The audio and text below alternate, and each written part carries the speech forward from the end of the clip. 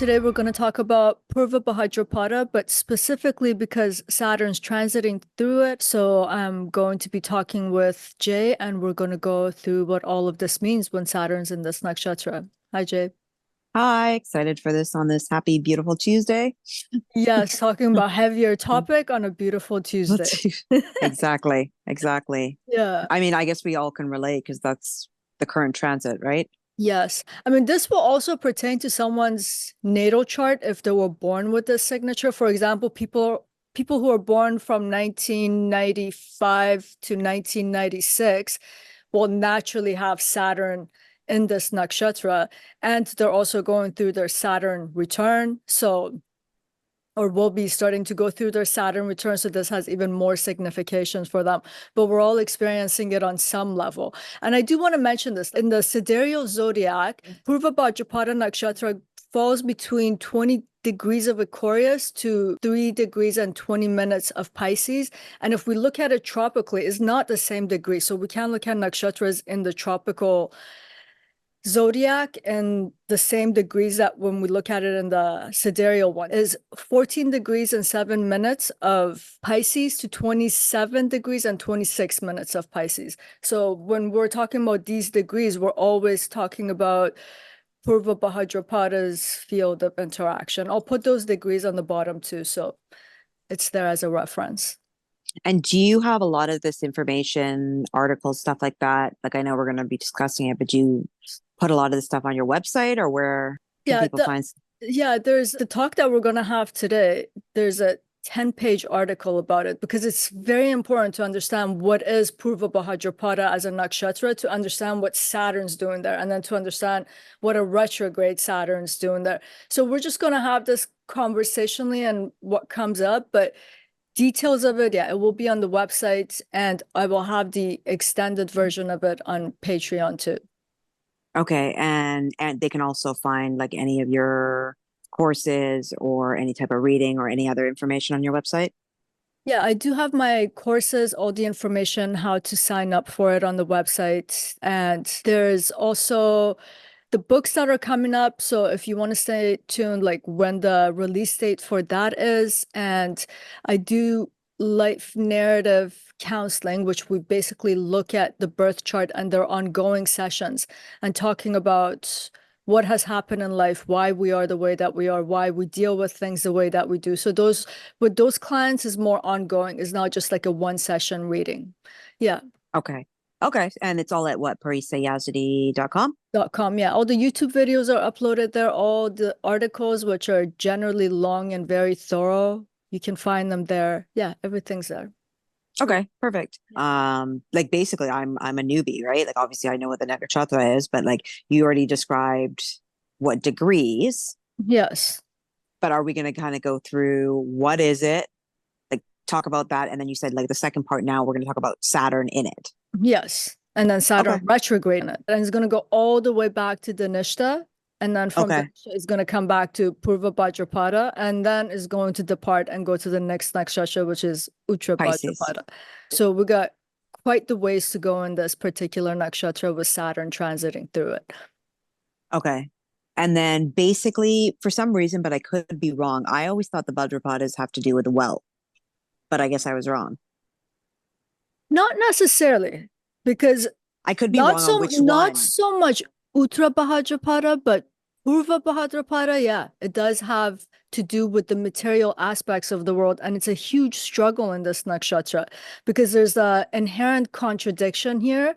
This is a it wants to collect wealth and the material aspects of the things and wants to have it. It's actually a desirous kind of a nakshatra, but it has to come into terms with how to let this go. So it makes this a difficult nakshatra. Like in the zodiac, there are a couple of signs that have a bad rep, such as Scorpio, for example. In the nakshatra system, there are a few nakshatras that have a bad rep because they have certain difficulties in them that it's hard to negotiate with them, such as Ardra, Mula, Jeshta, and Purva Bhadrapada. And with Purva Bhadrapada is because there's this inherent contradiction of wanting, desiring, wanting to get it, but at the end of the day, this does not make the native happy. So they have to find what that means, which is what we're going to discuss here. And then we're going to talk about how Saturn triggers this and actually intensifies these feelings in this nakshatra. I always thought it was like a lot of people would say like, oh, if you have your moon in there, like you're going to be wealth. Like people just assume it's like a wealth giving nakshatra. It could be a wealth-giving nakshatra because it gives people the drive to desire, and to desire something, then you want to go get it. And the desire is for the material aspects of this world. And Okay.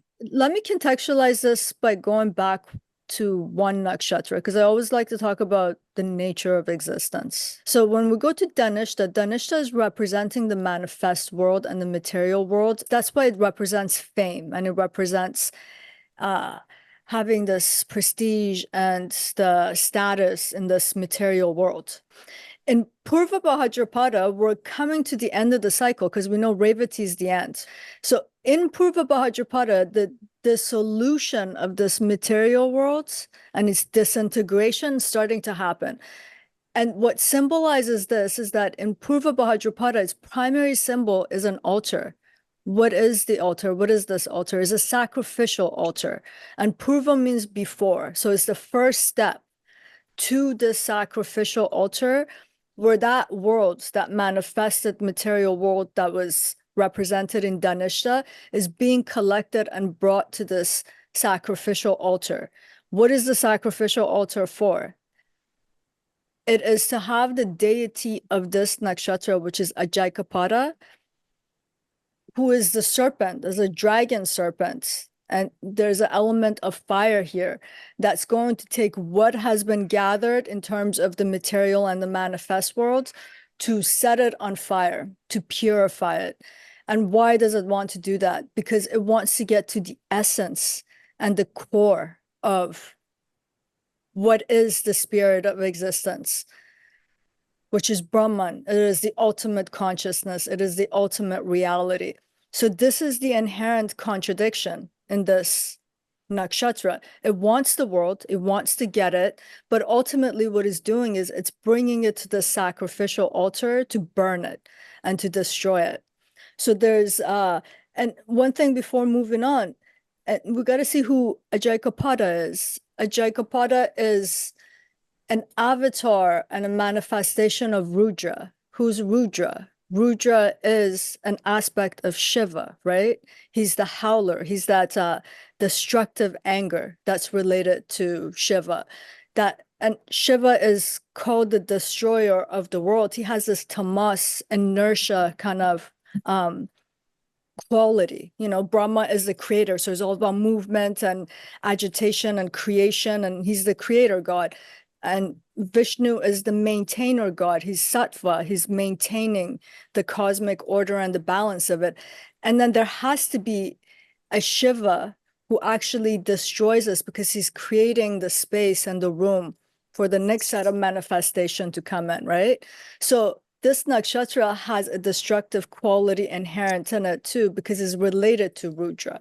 This nakshatra has a lot to do with dissatisfaction and lack of happiness in attaining things and reaching for one's goals and trying to meet those desires, because the desires want to get the things of the world, but this nakshatra actually ultimately wants to destroy it and get to the bottom of what the essence of it is. Good. I was just wondering then, is it in any way related to Rahu?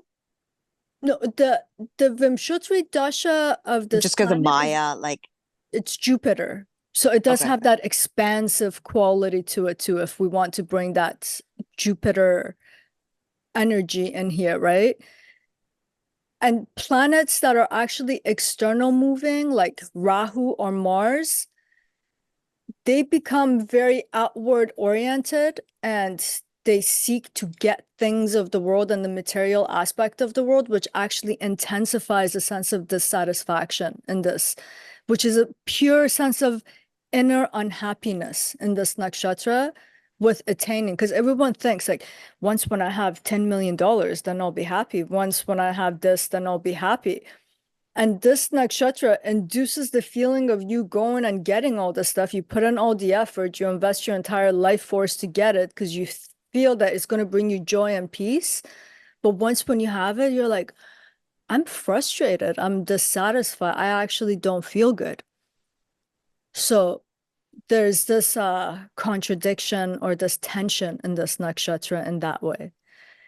And yeah, there's a sense of the illusion here is that this nakshatra is trying to get us to see the essence of existence, that ultimate reality, the ultimate consciousness, where everything manifests in the world is the byproduct of that consciousness. So it's trying to teach us, if you go chasing things in the world, thinking that's the bottom or that's the root, you are going to get it, you're going to have it, and you're going to see how unsatisfied you are with it, how it doesn't actually bring you joy because the purpose of it, the meaning of it, the depth of it is not in the thing. So yeah, there is that sense of illusion here with wanting to have things of the world, feeling that eventually you'll be somebody or you'll feel a sense of inner peace and satisfaction.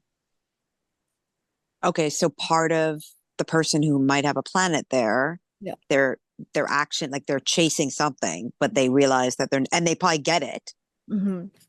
but they're just never going to be satisfied with it. No, like it's good to actually have K2 in this nakshatra, right? Because K2 doesn't care for the superficiality of this world and the material aspects. Like it's not going to focus on once when I'm this person, I'll have a true sense of myself because I have this title, I have this status, I have this position of power. K2 is inward. So K2 is actually looking past the surface to see, hey, what's beneath all this? What is the meaning of all of this? So K2 does well here, but when you put Mars or Rahu here, they're external planets and they're externally oriented. So they have a greater tendency to have this inner sense of once when I get A and B, once when I am that person, then I'm my true self. Only to get there to see that they're even further away from what they essentially are and who they are, what the world is about. But then going from something like Dhanishta, which you said was fame and all this stuff, also materialistic, Yes. then you're moving, but that one you You're are supported. okay. And then this one you're trying to get it, You're trying to get it to get rid of it. I mean, here but you that get rid of it in Revati. by the time you get to Revati, there is no more physical components of it left. Because in Purva Bhadrapada, you're gathering it to burn it. In Uttra Bhadrapada, it's been burnt, and now it's kind of the essence of things remain, and that's going into that cosmic ocean where Revati is now carrying it over to Ashwini to reignite it as some kind of a potentiality to come back into existence, which then it gets birthed through Barney and then ignited and commences in Kritika via Agni. So Okay. the process is just starting. Okay, so is that why most people say, like a lot of people just kind of automatically assume it's a wealth giving? Like that's what a lot I know, and a lot of people I know, they think, oh, if you have something in that sign, it's a wealth giving. But Yes. it's more like you get it, but then you eventually realize there's no, Now what? yeah, Now what? okay. You But then know, how do you make it functional? dissatisfaction, the feeling that it induces in the self, eventually is where one loses enthusiasm for life because you keep getting and you keep feeling dissatisfied and you're like, well, what is the purpose of all of this?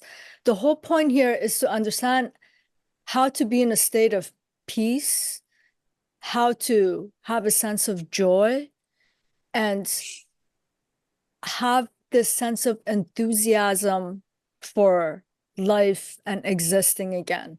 And the way to do that is to get beyond the superficial levels of what this world offers in terms of how it's going to define you.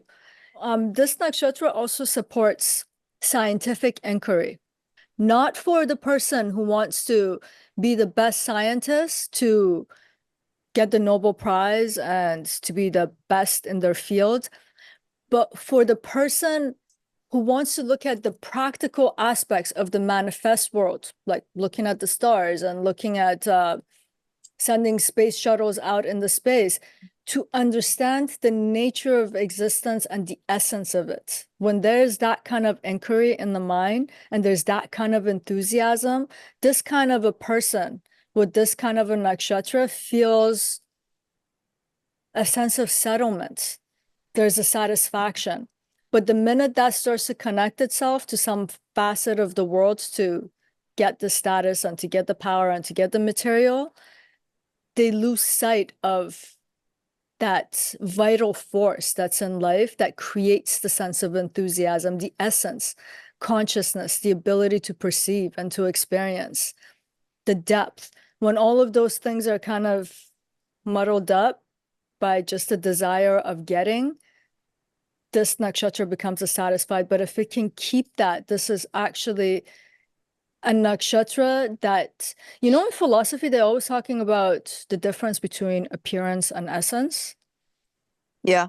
This nakshatra is a beautiful articulation of what that is, because it's kind of telling us everything manifests in the world, which is the expression of consciousness.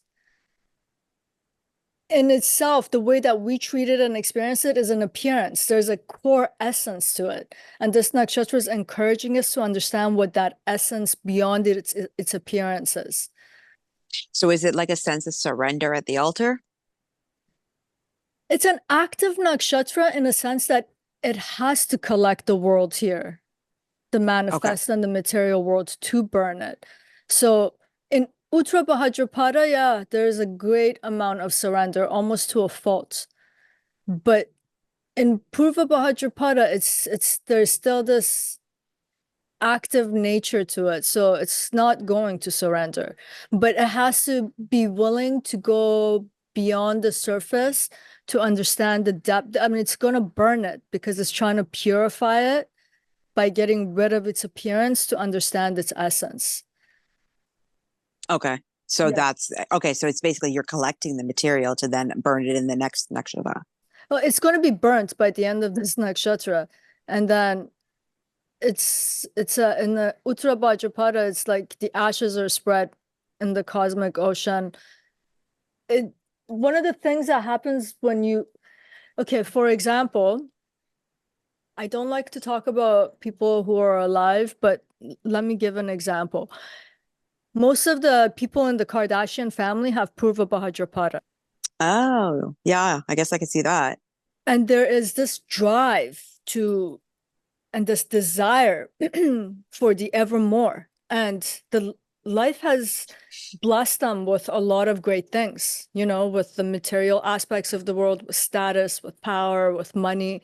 And I don't know how the world unfolds inside their own minds, but there's always a sense of dissatisfaction with getting all of it. There has to be something more to all of this.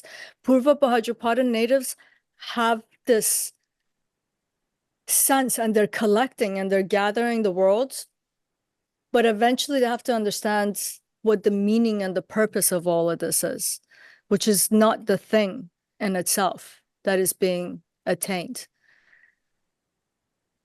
They Okay, have so to burn it to understand the spirit of it. okay, honestly, I know you don't like to do people, but that actually probably helps a lot of people understand it. Because Yeah, that's a perfect example, right? Like yeah, Kardashian, like what can you get better than that? yeah. And you know, for me personally, I really like spending 12 hours today writing about this nakshatra. And I think one of the things that was driving me to do that is because some of the most important people in my life, and I can name more than a dozen people who have Purva Bhadrapada in their chart as a prominent placement. And I constantly have come across this quality of, once when I get something, then I'll know. And it's funny, the phrasing that they'll even use is that I'll get to my true self, then my true self will be revealed. But there's this strange connection that if I get the thing or if I get to the thing and I become that person, then I'll know my true essence. And this nakshatra is kind of saying like, you'll get the thing, you'll see that it's not there. You're actually going to have to burn it off to get to the bottom line of what your essence is and what the essence of that thing is. Yeah. And Purva No. Bhadrapada people also have a great capacity for inducing desire in other people because they themselves are so desire oriented because they need to feel that sense of satisfaction and to get rid of the dissatisfaction that they have internally. That desirous aspect of them is very transferable to other people. They can make other people around them also feel that way. And as a feedback, when they create those feelings, the world will kind of criticize them for what they're getting. This is another reason why this nakshatra is a little rough in relation to the external world. Going back to the Kardashians, why is it? I mean, they are trying to attain their own desires, but by doing that, they are creating desire in the rest of the world because they're in the public eye, for example. And the world is taking those desires as something that they now desire. However, at the same time, they're looking back at them and criticizing them for this in terms of like, what, like, I think a common question that is asked is, what do you do to be famous? So people are asking them the question of essence almost. Do you see what I'm saying? So basically, anyone who's kind of an influencer in today's society, a TikTok person, would have a prominent placement here. Doesn't mean to have a prominent placement here, but there's that symbolic representation of really wanting some aspects of the material world, whether if it's in the objects of the world or the statuses that are in the world. And by that wanting, they put themselves out there to such a great degree that they actually, when they succeed, they create those desires in other people too. But there's a feedback loop here where other people will be like, what's the purpose of what you're doing? Like, why are you doing this? Or why are you here? So other Well, people are constantly challenging it because they're acting almost like that Ajaikapada deity here. Like, what's the essence here? Because they have to get to the bottom of this one way or another. Somehow the world or their own inner feelings will confront them to be able to get to the bottom and to understand that, to understand the spirit of the world in things and in people and in aspects of the world. Okay, so basically the whole essence, like you need almost material. It's kind of like, people who are real true philanthropists. Yes. I mean, who knows if it's really true or not, but you see a lot of these wealthy people, they've decided to donate. Like I don't know if you know about Tata, like the Tata company In who, India. yeah. So Yes. he not married, like he is like he just opened an animal hospital. So he's single, he doesn't have children, he was actually adopted. He's got a whole story about him, but he is literally, from what at least I know of, donate like his entire life has been dedicated to like hospitals, cancer treatments, all this. But he's able to do that because he is the chair of a huge corporate, they own Jaguar, they own luxury hotels, they own tons of things. Right. Rolls Royce, I don't know, don't quote me on that, but they own a lot. So he made money, but at the end of the day, he's using all, and he's apparently donating all of that. But I just also wonder if part of it is you need to gain materialistically in order to let it go, maybe to serve the less fortunate. Is that kind of a main idea on this exercise? It's not about the less fortunate. It's about understanding the deeper meaning and the deeper purpose. It's to understand the ultimate reality. Because Purva Bhadrapada is also indicating that, and this is said in the Vedic text, that the material aspect of the world is only 1/4 of what existence and the ultimate reality is about.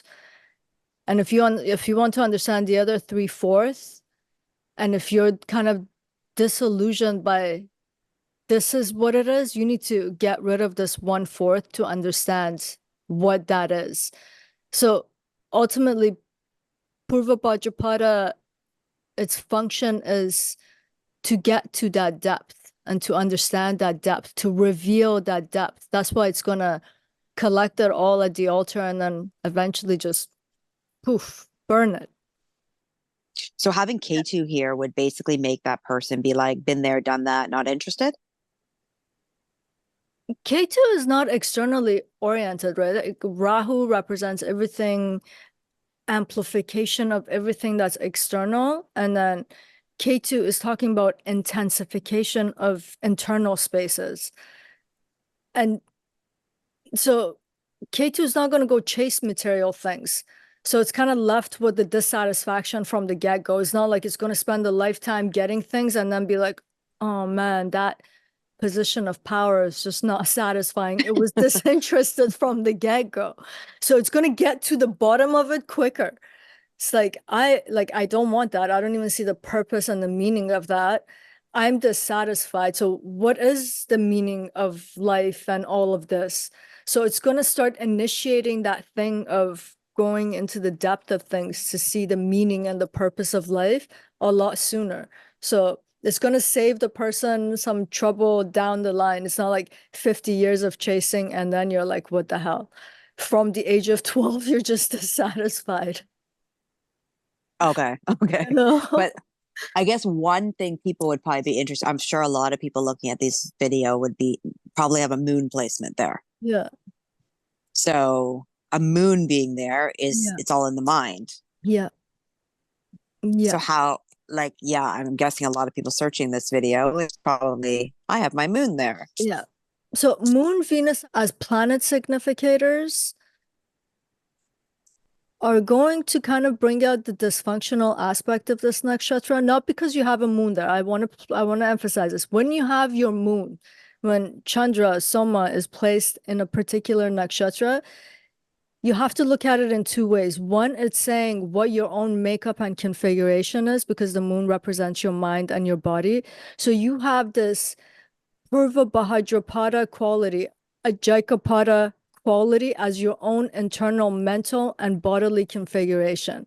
So you actually operate that way. However, when we just look at the moon in terms of symbolism, let's say transit, moon specifically has a lot to do with comfort and dependency. This nakshatra is saying, don't get dependent on the external facet of the world. Don't try to find comfort in just getting things and having things. You're eventually going to have to burn it, and it's not going to bring satisfaction. Venus can have a sense of indulgence about it that wants to enjoy these things. And this nakshatra is showing you you're not going to enjoy these things. Mercury and Jupiter can impart the wisdom sooner than later in terms of, okay, I need to understand something deeper. Even though Mercury has that playfulness here that wants to enjoy things, it's still about the information. Jupiter is about the knowledge. So it's imparting some deeper information or knowledge or wisdom about the world. So, but Venus and Moon here, they can have a moment. Okay, and then what you already talked, I guess, Mars, Rahu, Yeah. Saturn, like the So we the haven't talked about Saturn because he's our spotlight. But yeah, Mars and Rahu here are too external, that ambitious thing of attaining, getting, achieving just intensifies the dissatisfaction because you're going to get more, you're going to achieve more, and then you're constantly like, now what? Just, I don't feel it. I'm not at peace. It actually intensifies the dissatisfaction here. but you just can't stop, won't stop, and just keep trying to get more and more and more, and you just it's like a cycle, like it's just a Yeah, because that's the nature of those planets.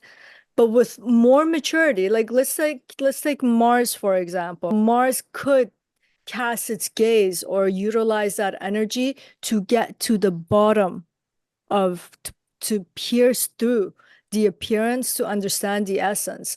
So we may start off a certain way and we may have a problematic planet in a nakshatra, but with life experiences, we do get wiser. We do start to understand. So people can arrive, even with such planets, to a place where they start to make what seems dysfunctional into something functional for them. Because the purpose here is to feel a sense of joy and satisfaction ultimately, because this is one of the most intense feelings that comes with this nakshatra. So now to our friendly Saturn. Yes, in Purva Bhadrapada. So they do have a strange resonance here, which is actually creating conflict in us. And the resonance is dissatisfaction, because when we take the key symbolism of what Saturn means is negativity. What does that mean? Literally the minus sign. It's deducing, Saturn's naysaying. Saturn represents limitations and restrictions. So all of these things essentially create a sense of dissatisfaction in us.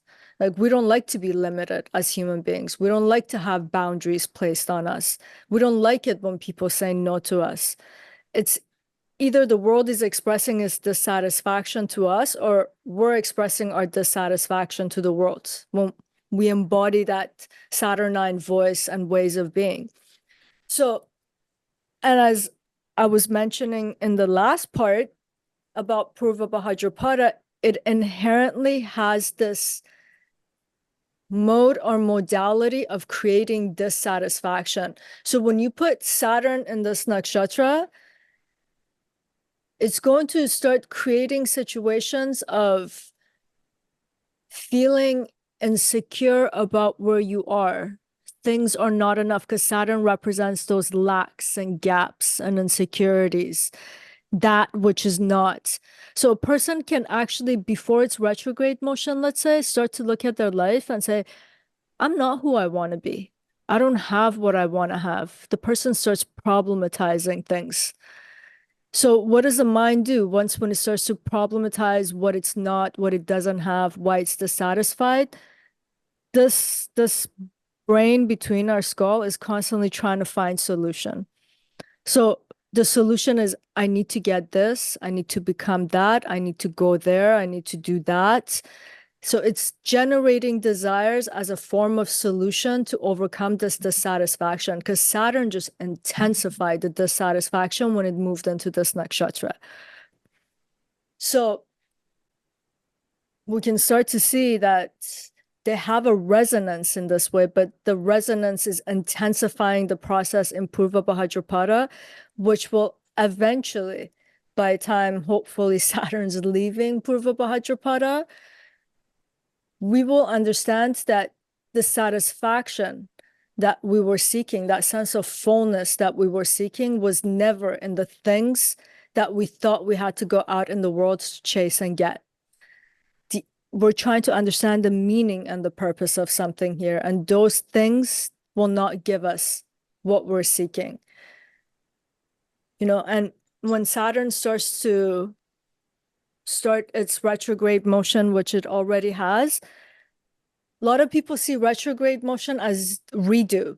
Perhaps we can connect that connotation to Mercury, and perhaps we can connect that connotation to Punarvasu Nakshatra, but Saturn and Purva Bhadrapada, it's not so much about redo per se, it's about intensification, because retrograde by itself just means the planet is very close to our own planet. So its significations are being intensely felt. So everything that Saturn symbolizes, we will feel it more intensely. Yeah, no, I've always known it's basically closer to us, but I guess I've definitely heard the redo, but I've also heard it's almost like all those things you didn't finish or you need to get done. By when it goes retrograde, it's basically, okay, now's your next few months to work through whatever's been left. So any kind of procrastination, like now Saturn's gone retrograde and Saturn's going to make you get through that. Or I don't know if that's correct, but yeah, it can induce those kinds of feelings. Okay, so for example, what Saturn's going to do in this nakshatra, especially since it's going to dip back into Dhanishta, there is a backward looking gaze that can come out of this retrograde, which is someone's going to look at their current state of being in life and then reflect on the good old times the glorious times that when I was younger, when I had this, when I could have done that, when I had that dream, and then life happened, and then I couldn't do it. And essentially, if we pay attention to this regression, it's creating a feeling of it's the dissatisfaction of the present moment that's trying to generate some sort of a desire of how we can orient ourselves in the world to get something in relation to some past thing that was either real or a fantasy about ourselves. So Saturn retrograding here, it can start to create that sense of reflecting back on back in the day when I was that person, when I had that, when I wanted it, when I had the ambition, when I had the drive. It's trying to recreate that. And by the time we get to Dhanishta, it's those things are being recreated. So the chase is on. So once when the Saturn stations and starts to go direct again, we're chasing different aspects of the world because we just regress to a bunch of things in the past. And Saturn also represents time and past and tradition. So all of these significations of Saturn are playing themselves out in this nakshatra. But by the time we get out of the retrograde, the shadow degrees are completed and it's in Uttra Bhadrapada, we'll see that so many of that chasing is still not, they didn't satisfy our need, which was created around this time. Okay, so basically, is that why? Is that kind of like a trigger by bringing you back and all the good times and all that? It's kind That's of a part setting of that. it. That's a part of how a person could be set into motion of intensified dissatisfaction, where they have to find some sort of a solution, which is to desire some aspect of the world. And the reference points, because it is retrograding, it could be the reference point could be something in the past that was unfulfilled. Because this nakshatra has a lot to do with things of the world that were never meant to fulfill us anyway. But if the person didn't learn that lesson before, they might reflect back and they're like, if I had only gotten that, then I'd be so happy today. I should go and chase for myself or that thing out in the world again. This is where it's going to evoke it. But So is it gets invoked when it goes retrograde, but then when it moves forward, it's like you just do it? you will try to get those things, right? Because this nakshatra needs to gather and collect. It needs to. No, I guess what I was saying, you always hear that typical like Saturn delays but never denies, or Mhm. so when Saturn is sitting in whatever placement, in this case it's here, but so wouldn't it delay everything? Like your goal is in this nakshatra is to get, right? Saturn's trying to teach something way higher than that. It's going to show its harshness in a in the most saturnine cruel way, in a sense of because of the dissatisfaction that is creating internally and the way that our human mind works, that if I'm dissatisfied with something, I need to go get something in order to get rid of dissatisfaction. If we don't have our mental compartments right and we think that thing is out in the world and we go and chase it, by the end, Saturn's going to show us that you put in all these resources, all of your life force, all of your energy into getting this thing. I'm even going to give it to you. It's going to be in the palm of your hand, and you are more dissatisfied than when you started because you had to put in all this stuff and it still has no meaning. Now what? Do you see what I'm trying to say here? Yeah, yeah. So it doesn't delay in terms of giving it to you. It might give it to you, but the point is, the whole point, what's initiating this is that you want to feel peaceful. You want to feel joy and satisfied because there's a sense of dissatisfaction. But this is how people, you hear extreme stories, right? Like so and so with all of their great wealth and power and fame, they ended up using substances and or killing themselves. Yeah. Why? Because there was no satisfaction, there was no meaning that could be extracted from any of those things. So Saturn here, that's what I'm saying. Its cruelty is in that sense. It's like I might actually give you what you want, but is that really what you want? Is that the purpose of your life? The dissatisfaction at the end, if one doesn't understand this concept that you're supposed to find the deeper meaning and essence, the dissatisfaction at the end is so much greater than the initial dissatisfaction that was created when it started to go retrograde. Does that make sense? Yeah, yeah. Yeah. It's just because a lot of people just think it has this negative connotation towards Saturn, but they Mhm. don't actually realize Saturn actually does a lot of good things. Saturn's teaching us here. Saturn's trying to spiritualize our material oriented mind. Saturn's trying to cast our gaze on what's deeper than the surface and the superficial. So if we can learn this lesson through its Saturnine ways of doing things, we come out of the other end. Imagine like let's say I'm drinking a cup of coffee here, right? Imagine in my mind, I couldn't get satisfaction from this coffee unless if my cup was made of gold and full of diamonds. So this cup had to cost $2 million for me to just enjoy a sip of my coffee because my mind has constructed that. But imagine being having the ability to feel the joy of having this coffee in the ugliest paper cup and still have a sense of appreciation for it. So that's what I mean. Saturn's trying to make us understand the essence of things, which brings the greatest amount of joy, regardless of its appearance and how much of it. Do you know what I mean? Yeah. So how could somebody watching this right now be like, I can apply this to me? It's currently transiting. Yeah. Obviously, they're going to look at what house it's transiting, what's all these things. In answering your initial question in terms of what can a person do, Yeah. who am I to tell them what they can do? Like none of us will do what you're supposed to do because you can't, because you haven't had that realization yet.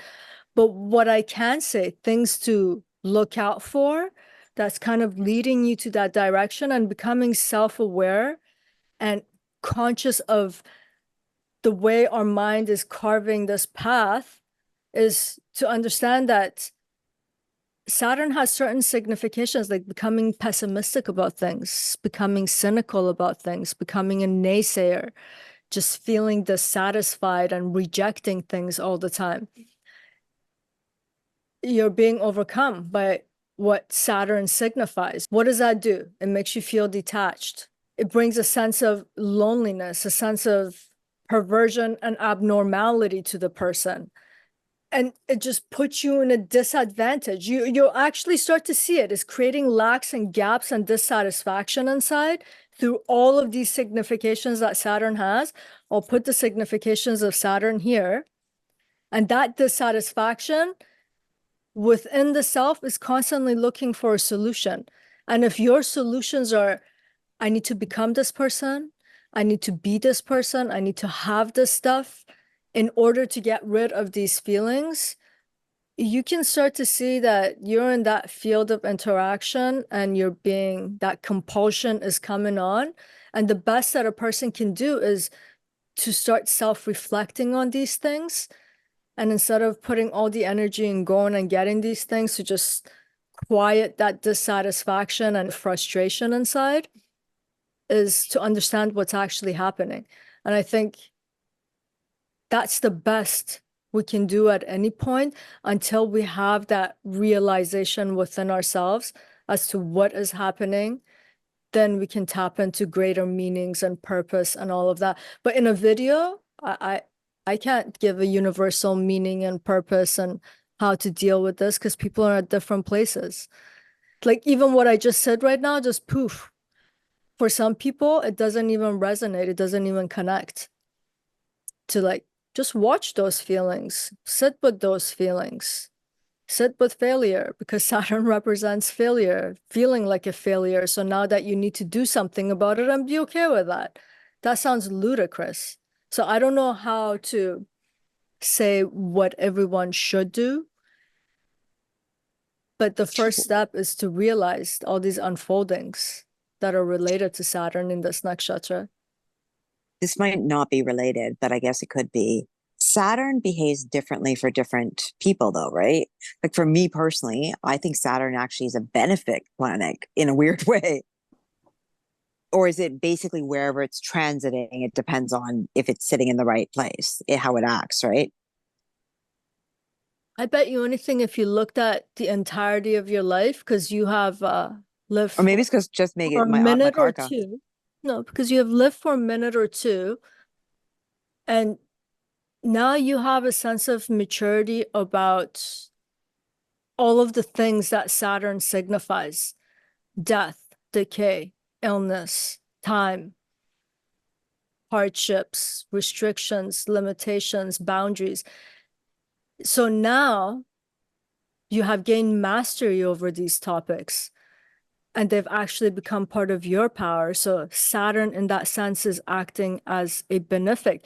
But someone who doesn't have life experience, as someone who's still 20 and hasn't experienced severe illness within themselves or another person, and the kind of restriction that that brings, that's a Saturnine thing that's happening, and it's very difficult.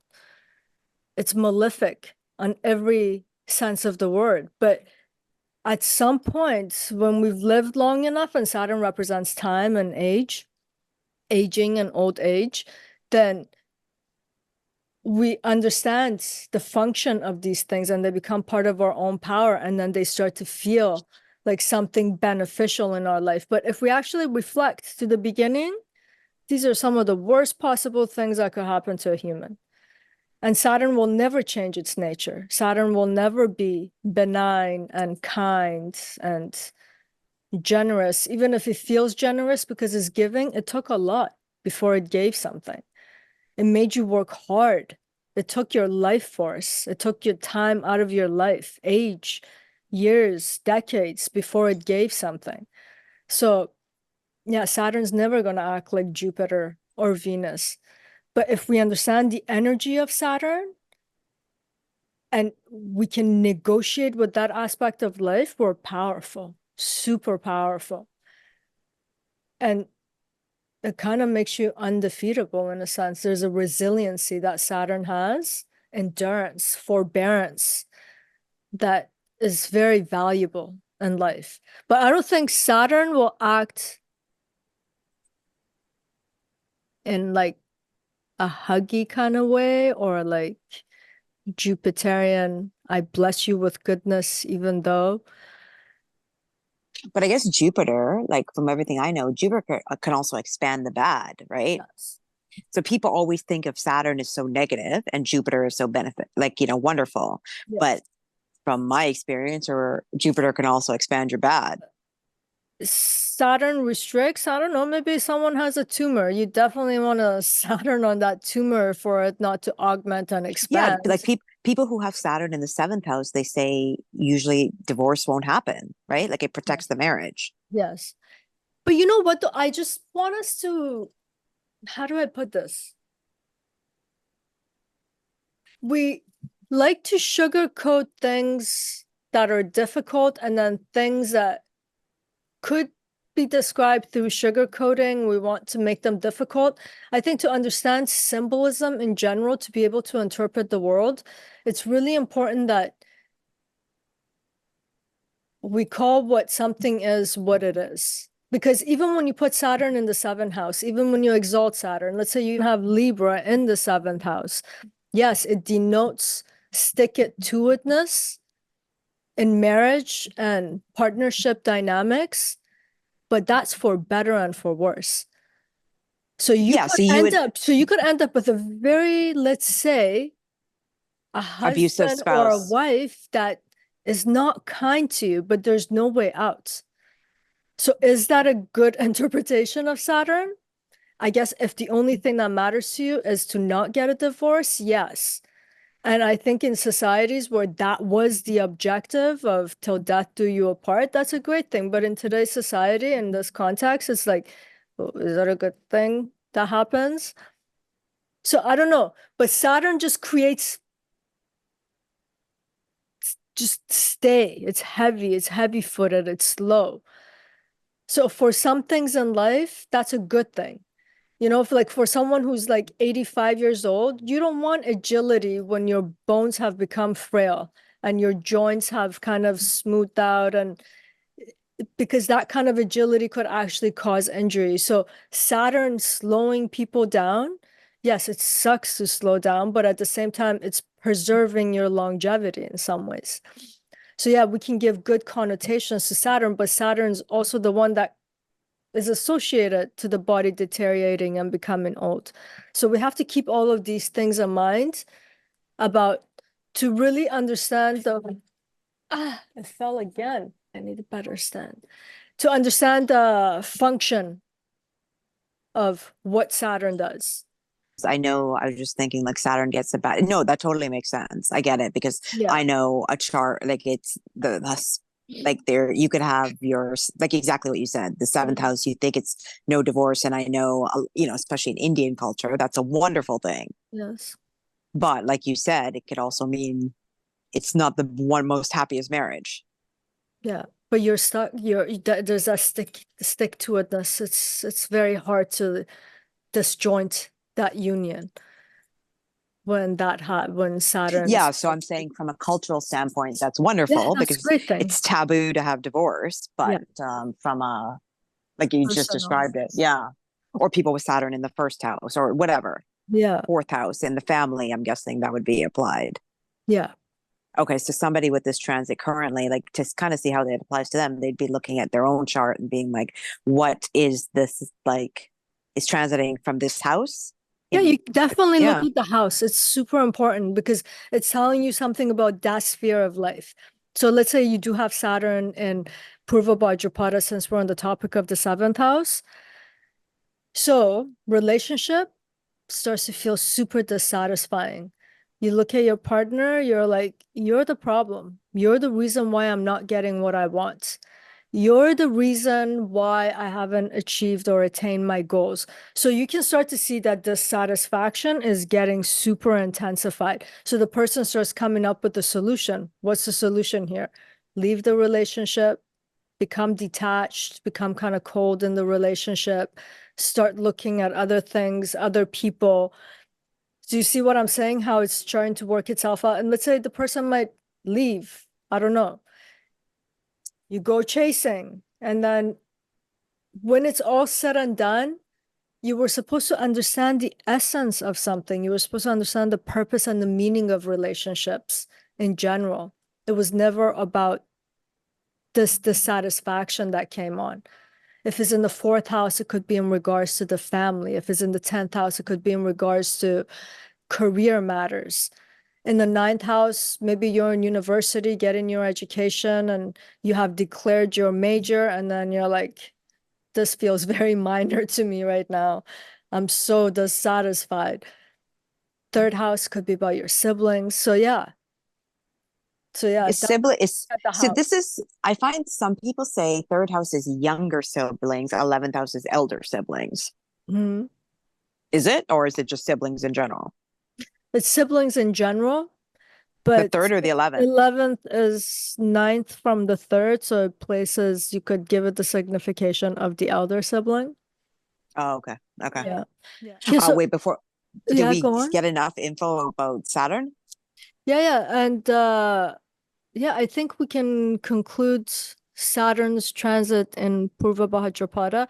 We can touch on it and then kind of look at some world events and maybe some personal events.